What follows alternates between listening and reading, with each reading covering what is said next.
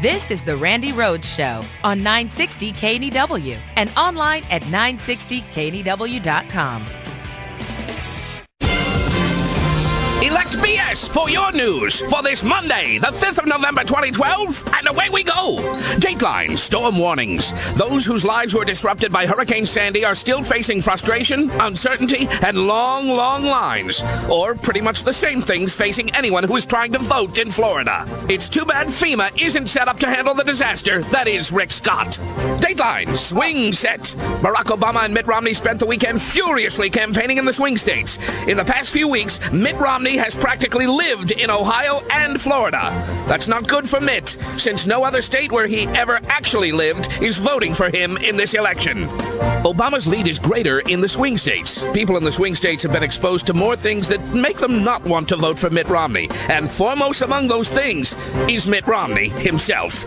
The latest polls show Obama has an enthusiasm edge. 80% of Obama voters say their vote is for Obama, as opposed to being a vote against Mitt Romney. Only 60% of Romney voters say their vote is specifically for Romney, and a good chunk of those referred to him as that white guy with the Ken doll hair. Dateline, Garden State part ways. After a brief but passionate affair with Barack Obama, Chris Christie this weekend returned to Mitt Romney and vowed to remain faithful to him.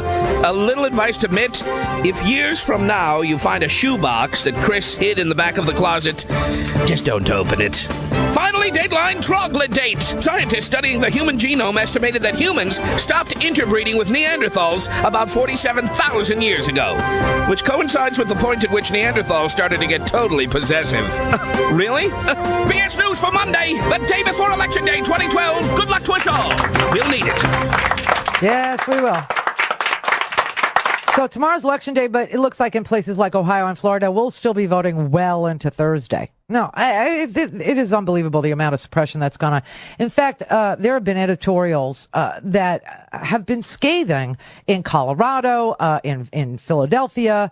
The amount of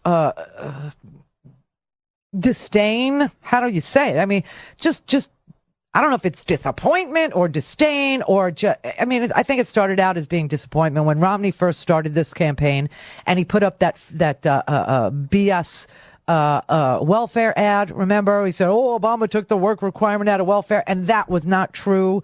You know, everybody started saying, "Oh, yeah, he is going to lie. He's going to lie his way through this thing." Well, you know, there have been editorials that have just had it. It's beyond the normal politicking. It's beyond the normal amount of BSing that usually goes on in a campaign. And the newspapers have just been, just sick to their stomachs at Mitt Romney's tactics. And so, Michael Smerconish, he's a talk radio show host too, but he's a Republican. And he's up in Philadelphia, and he's a really talented guy, but he's moderate. He's one of those dying breeds of Republicans. So he actually wrote an editorial for the Philadelphia Inquirer that is just so worth your time. He wrote, "This election has always been a referendum on Barack Obama. For some, not on matters of substance. And they can't have it both ways. It's hypocritical to distribute a vicious, false narrative about him while fancying yourself a patriot and a great American. Vilifying a sitting president of the United States with fiction and innuendo, and you are neither. I objected when George W. Bush was the subject of undeserved hyperbolic criticism. I know that's true because we debated each other. But the baseless scorn heaped upon President Obama makes Bush's detractors look diplomatic. The president, the office, and our nation deserve better. It's been unrelenting